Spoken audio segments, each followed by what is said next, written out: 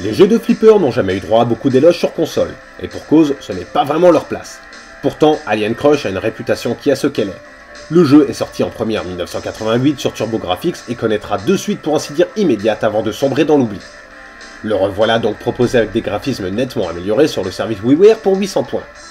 Toujours plongé dans cette ambiance qui rappellera immanquablement le film Alien, le jeu vous propose 3 tables plutôt courtes mais suffisamment différentes pour ne pas être tout de suite lassantes. Le but en mode arcade est bien évidemment d'engendrer un maximum de points. Pour ce faire, vous devrez shooter tout un tas de vilaines bestioles et envoyer votre bille dans des endroits pas possibles afin de récolter les bonus classiques au genre comme l'extra ball ou le multi-ball.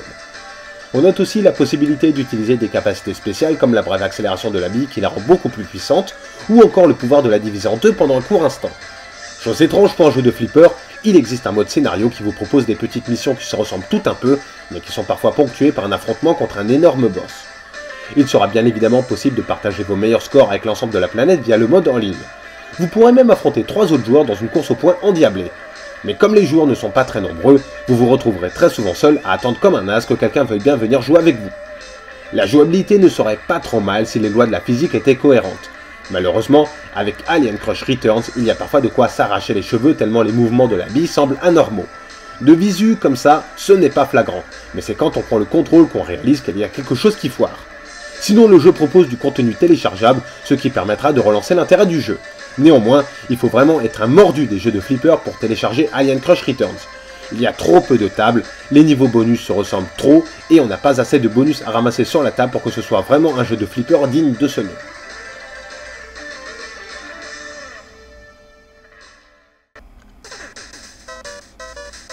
Nous avions vu il y a quelques temps que la version NES de Double Dragon tenait incroyablement bien la route. Sur Game Boy, c'était un peu pareil. Et pourtant, la portable partait avec un handicap de taille. Son écran. Pour un jeu comme Tetris, ça passe, mais avec des graphismes plus détaillés et une animation plus travaillée, on peut se demander ce que ça va donner. Et bien finalement, ce n'est pas trop mal. Contrairement à la version NES, le héros dispose dès le départ de toute la palette de coups, ce qui réduit un peu l'intérêt du jeu. Mais comme la qualité est au rendez-vous et que la jouabilité est au poil, on ne va pas trop chipoter.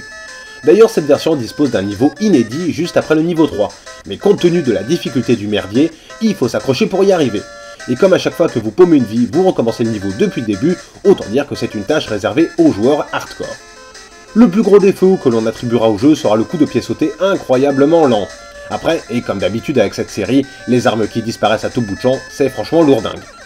Mais si c'est juste pour le plaisir de coller quelques pains en noir et blanc, Double Dragon remplit très bien son rôle.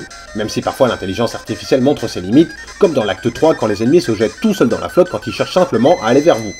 Pas très futé.